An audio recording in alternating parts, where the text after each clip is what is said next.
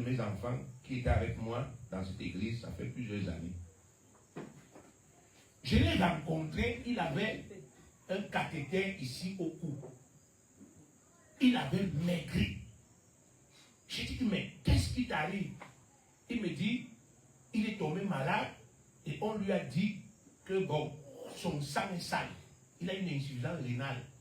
Et on lui a demandé de faire des dialyses à l'hôpital.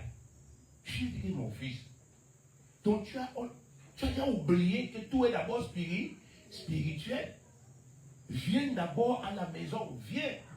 Il est venu. On s'est assis. On a recommencé à zéro comme s'il ne connaissait pas Jésus.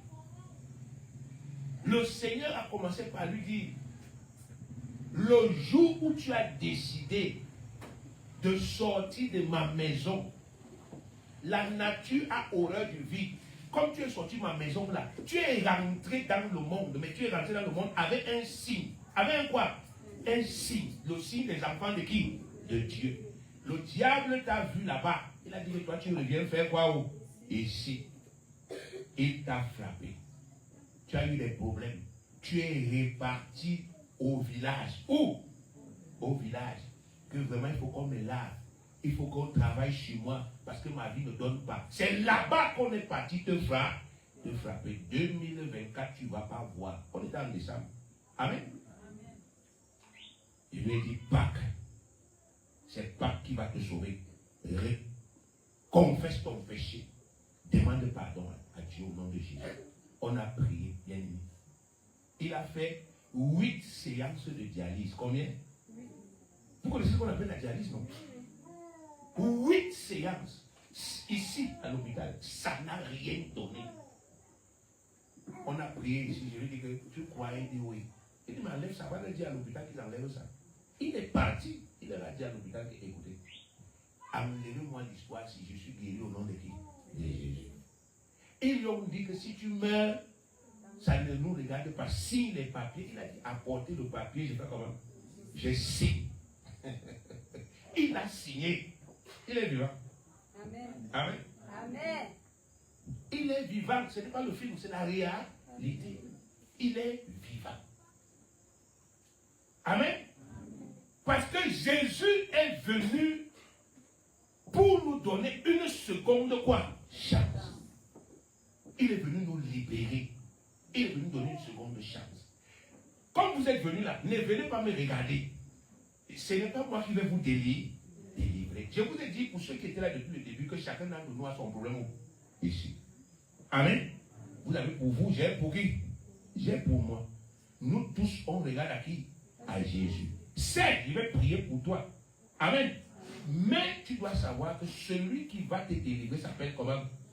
Jésus-Christ. Parce que si tu regardes à moi, tu seras limité.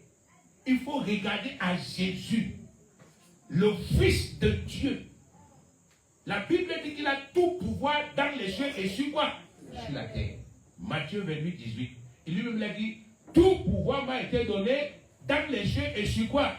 Sur la terre. Amen. Il ne guérit pas seulement les maladies. Jésus a tout pouvoir. Est-ce qu'il y a un blocage dans ta vie? Jésus a le pouvoir d'enlever ce quoi? Ce blocage. Amen. Il a le pouvoir d'enlever ce blocage. Il a le pouvoir de faire comme ça. Il enlève ça, il met le quoi? De côté. Alléluia. Il faut le croire. Ne regardez pas à l'homme que vous voyez devant vous. Si vous faites cette erreur-là, vous serez limité dans vos quoi?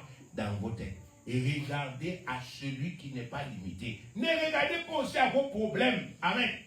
Ton problème est un problème pour toi. Mais ce n'est pas un problème pour Jésus. Amen. Amen. Et regardez aussi que Jésus a besoin que ton problème soit réglé pour que tu aies un témoin. Parce que annoncer l'évangile maintenant seulement avec la bouche, c'est dur.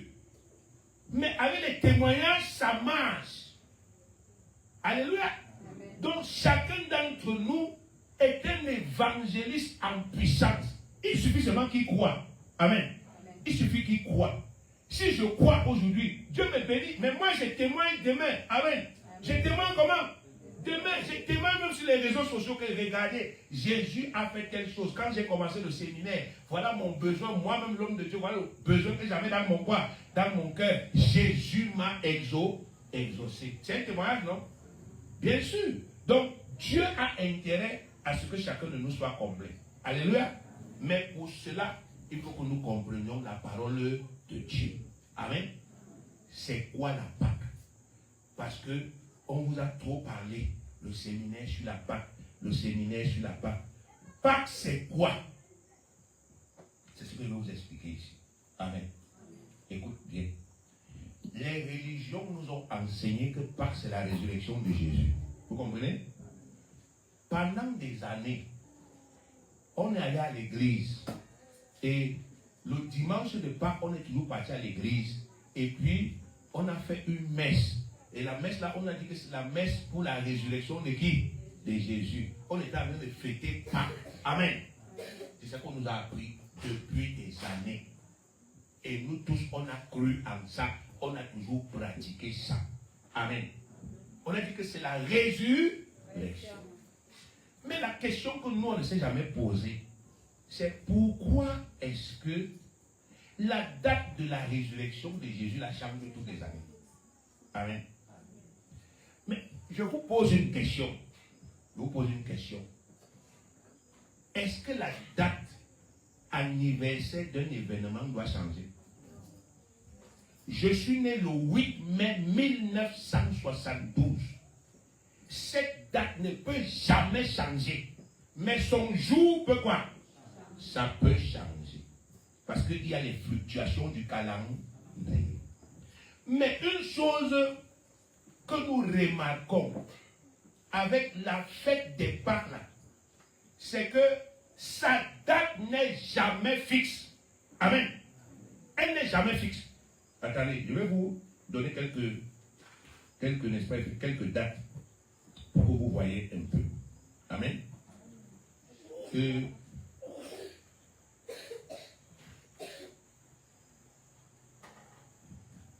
N'est-ce pas, effectivement, la fête de Pâques, cette année, c'est le 31 mars. Cette année-ci, la fête de Pâques, c'est le 31 mars. En 2023, c'était le 9 avril. Amen. En 2022, c'était le 17 avril. En 2025, je parle 2025, ça